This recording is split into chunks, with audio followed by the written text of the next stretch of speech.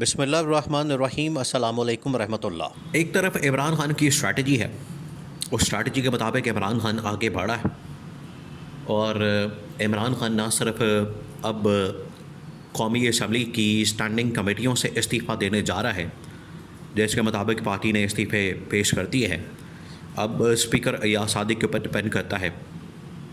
کہ وہ استعفے ایکسیپٹ کرتے ہیں یا پھر پی ٹی آئی کو منانے میں کامیاب ہوتے ہیں۔ اب اسپیکر قومی اسمبلی ایاز صادق کے اوپر ڈپینڈ کرتا ہے۔ نمبر 2، عوام اس وقت باقاعدہ طور پر اس حکومت کے خلاف اعلان جنگ کر چکی ہے۔ آج آپ جتنے بھی ٹاک شوز دیکھ لیں، تمام کے تمام بڑے بڑے T we talk shows, Jio کے اوپر، ARY کے اوپر، سما کے اوپر، باقی ٹی وی چینلز کے اوپر، تمام کے تمام اس وقت ٹی وی ٹاک شوز آپ کو سیلاب زدگان کے متعلق رپورٹ کرتے نظر آ رہے ہیں، اور وہ بتا رہے ہیں کہ کس طریقے سے سیلاب کے اندر گھرے ہوئے لوگوں کو پریشانی کا سامنا ہے، مسائل کا سامنا، لوگ بیچارے مر رہے ہیں، پریشانی کے اندر مبتلا ہیں، ان کی مصیبتوں کے اندر اضافہ ہو چکا ہے، اور اس حکومت کے خلاف وہ کھلم کھلا تنقید کر رہے ہیں۔ تو ایک طرف جہاں پر پی ٹی آئی اپنے استعفوں کے ذریعے سے حکومت کے اوپر پریشر ڈال رہی ہے، وہیں پر عوام کی جانب سے بھی یہ پریشر اب دن بدن بڑھتا جا رہا ہے۔ تھرڈ، وہ ہے اسٹیبلشمنٹ کی جانب سے عالمی سطح کے اوپر جو ڈیولپمنٹس ہوئی ہیں، اور جس طریقے سے چائنا کے اندر ایک بہت بڑا اجلاس ہوا ہے، ایسی کانفرنس ہوئی ہے، اس اجلاس کے اندر field marshal general Asim Munir کی شرکت، ان کا فرنٹ فٹ پر آنا، ان کا لیڈ کرنا، اور دنیا کے جتنے بھی اخبارات ہیں، جتنے بھی اس وقت بڑے بڑے ٹی وی چینلز ہیں یا اخبار ہیں، تمام کے تمام ٹی وی چینلز نے اور اخباروں نے جو رپورٹ کیا ہے، اس میں فیلڈ مارشل کو رپورٹ کیا، شہباز شریف کو کسی کھاتے میں نہیں رکھا۔ یہ تیسری اس بات کی دلیل ہے کہ شہباز شریف کا جانا اب ٹھہر گیا ہے، شہباز شریف کی حکومت کا کام ڈن شروع ہو گیا ہے۔ اب شہباز شریف کسی صورت نہیں رک سکتا، اب یہ حکومت کے جانے کا فیصلہ ہو گیا ہے۔ تو یہ تین بڑی ڈیولپمنٹس، پہلے نمبر پر عمران خان کی جانب سے ایک اور جو ان کے خلاف محاذ کھل گیا ہے، وہ آپ چوتھے نمبر پر رکھ لیں، لیکن پہلے اس کا ذکر کر دیتے ہیں۔ وہ جو محاذ کھلا ایک بہت بڑا محاذ ہے، وہ محاذ کھلا ہے عدلیہ کے محاذ کے اوپر، جہاں پر سپریم کورٹ آف پاکستان کے اندر بھی ججز نے chief justice of Pakistan justice Yahya Afridi کی بات کو ماننے سے انکار کر دیا ہے۔ وہیں پر اسلام آباد ہائی کورٹ کے اندر بھی اسلام آباد ہائی کورٹ کے چیف جسٹس سرفراز ڈوگر کی بات کو ماننے سے انکار کر دیا ہے۔ وہاں پر بھی فل کورٹ میٹنگ بلائی گئی اور ادھر بھی غیر رسمی بات کی گئی، جہاں پر چیف جسٹس نے واضح کر دیا کہ اس وقت عدالت کے اندر ایک بڑا گرما گرم ماحول ہے، وہاں پر اس وقت لڑائی کا ایک ماحول ہے، ججز بغاوت کر رہے ہیں، ججز ایک دوسرے کے خلاف برسر پیکار ہیں، اور سوال اٹھایا جا رہا ہے پاکستان میں آئین اور قانون کی حکمرانی کے اوپر۔ اور ایک بار پھر سے اسلام آباد ہائی کورٹ کے ججز نے نہ صرف چیف جسٹس اسلام آباد ہائی کورٹ جسٹس سرفراز ڈوگر کے خلاف بلکہ حکومت کے خلاف بھی محاذ کھول دیا ہے۔ تو 4 at a time parallel real time میں محاذ اس حکومت کے خلاف کھل چکے ہیں۔ اتنے سارے محاذوں کے اوپر تو حکومت یہ مقابلہ کر ہی نہیں سکتی۔ نمبر 2، عوام، کسی بھی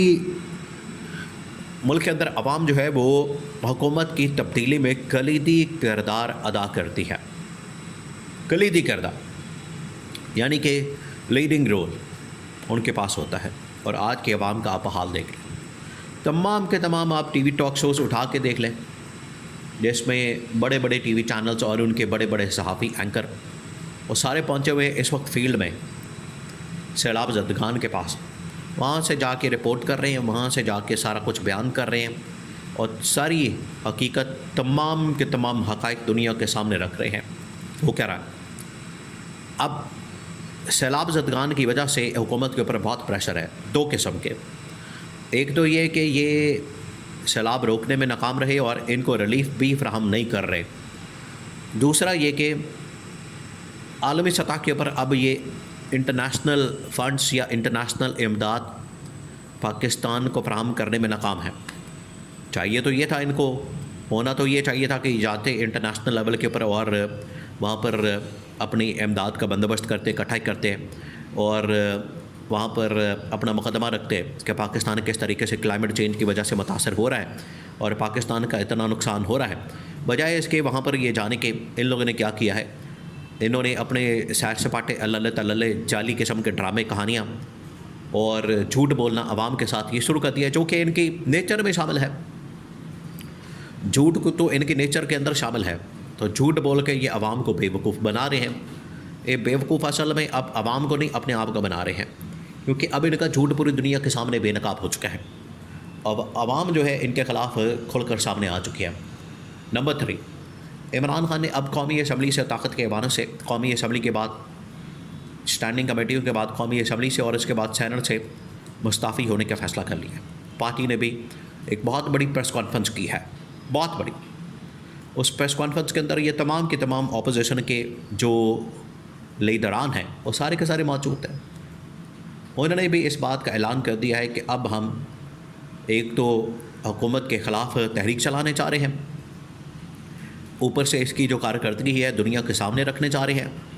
اس کی جو اکنامک ڈپلومیٹک کارکردگی ہے دنیا کے سامنے رکھنے جا رہے ہیں تاکہ دنیا کو پتہ لگ سکے کہ پچھلے 3-3.5 سالوں کے اندر انہوں نے کیا گل کھلائے ہیں. یہ دنیا کو پتہ لگ سکے اور دنیا کے سامنے آ سکے. یہ بھی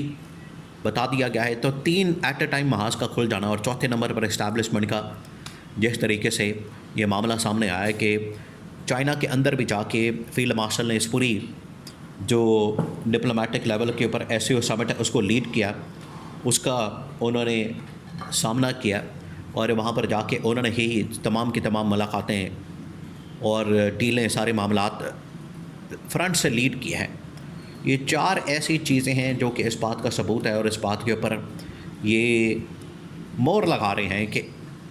اب اس حکومت کا جانا ٹھہر کیا ہے. اتنے مسائل آنے کے بعد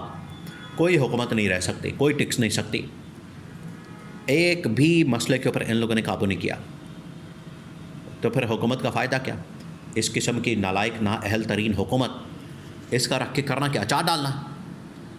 اس کو پھر گھر ہی بھیجا جائے گا. یہ بات طے ہو گئی ہے اور یہ فیصلہ ہو گیا ہے، کیونکہ ایکسٹینشن کے بعد تو یہ بالکل بھی آپ توقع بھی نہ کریں کہ زیادہ دیر یہ حکومت رہ سکتی ہے. ایکسٹینشن کے بعد تو یہ حکومت مکمل طور پر حکومتی نظام لپیٹ دیا جائے گا.